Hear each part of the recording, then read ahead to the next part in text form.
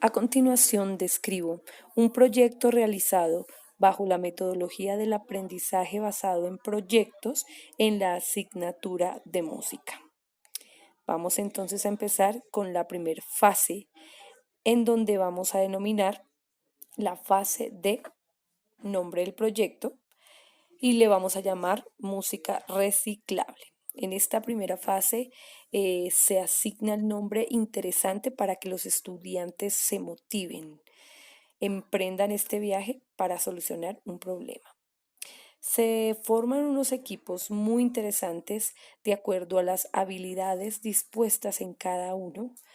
En el caso de la música vamos a destinar 4 roles que son de orquestador, arreglista, director y compositor.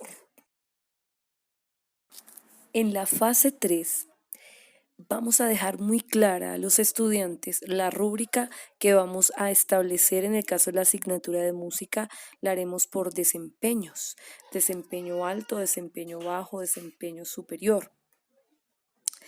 Y vamos a dejar claro los objetivos de el proyecto.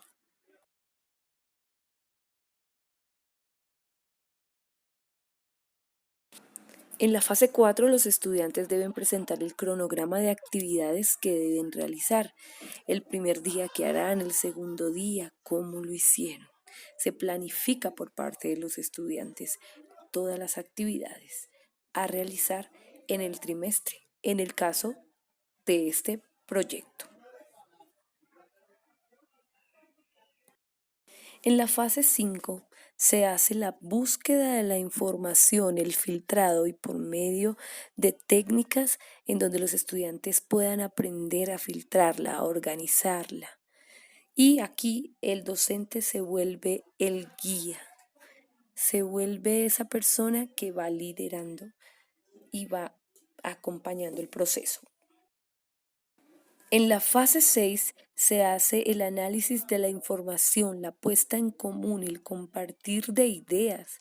Se estructura la información y aquí en esta parte son muy útiles las TIC para poder dar un resumen visual en medio de una infografía o demás para que quede claro lo que se pretende. En la fase 7 se da el proceso de construcción a través de todo lo aprendido en el proyecto.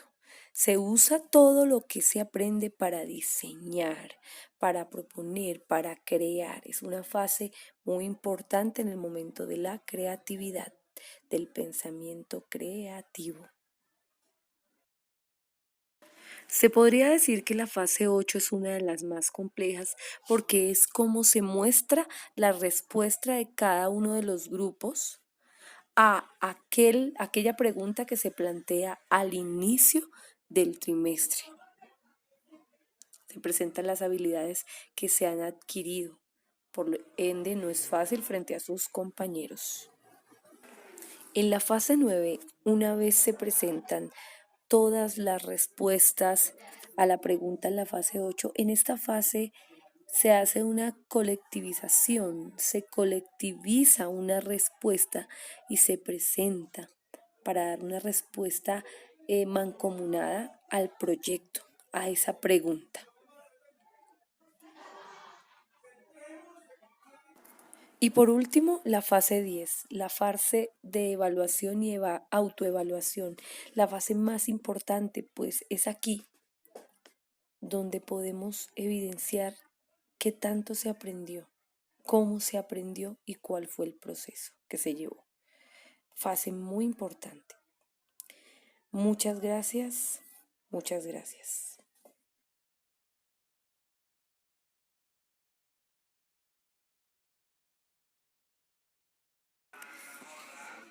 Importante que este proyecto mencionado anteriormente Tuvo las 10 fases, la primera música reciclable, la segunda se formaron los equipos con los nombres específicos del orquestador director, como lo había mencionado, en la tercera se crearon los objetivos, uno de ellos era crear conciencia sobre el desperdicio, reutilizar como una opción de vida y propiciar la disciplina en el orden y la limpieza.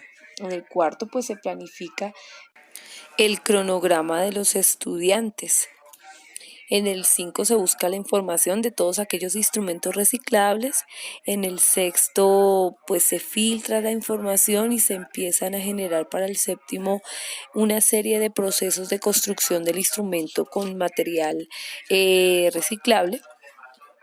Y pues finalizando el proyecto, se muestra a los compañeros cómo se llegó a la respuesta en cada grupo cooperativo, se genera una respuesta colectiva y se hace una evaluación y una autoevaluación.